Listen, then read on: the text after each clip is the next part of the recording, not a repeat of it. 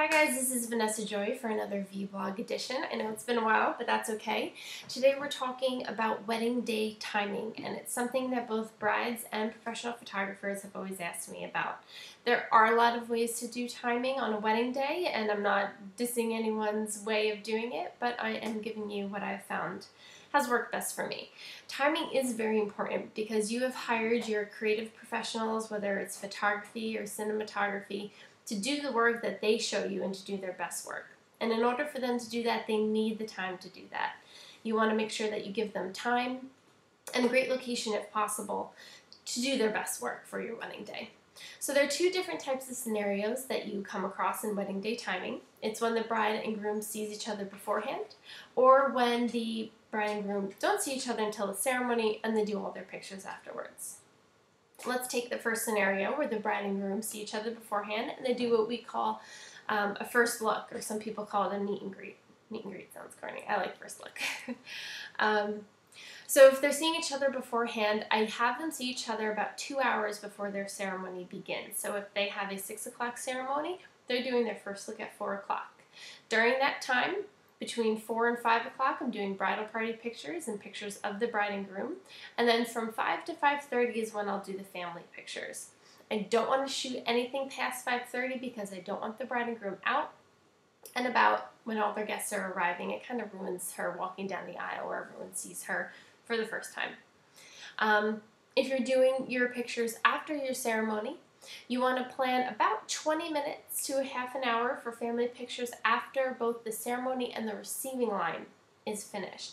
If you are having a receiving line, please know that it's going to take anywhere between 20 to 40 minutes, depending on how many people you have coming to your ceremony. Roughly, I would plan for about a half an hour for a receiving line. Normally, family pictures in either case only take 15 to 20 minutes, as long as you're not having your photographer photograph like your third cousin's twice removed child and fiance, nothing crazy. So you should be fine with 15 minutes of family pictures.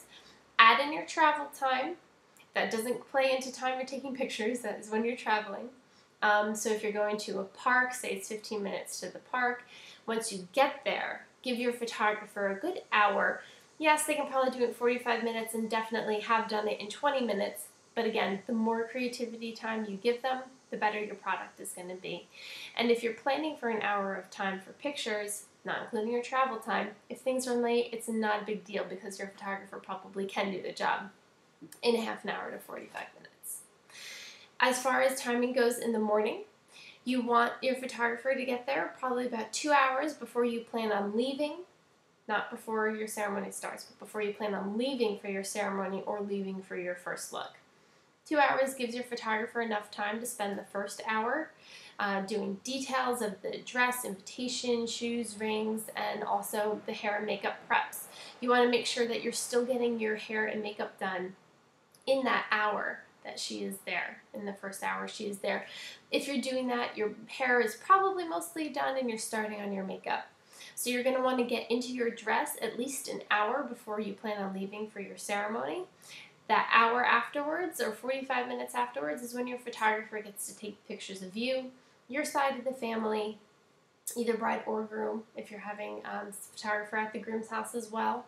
That's when they're doing pictures of the bride and groom separately, the bride and groom's family separately, and then the bridal party's guys and girls separately.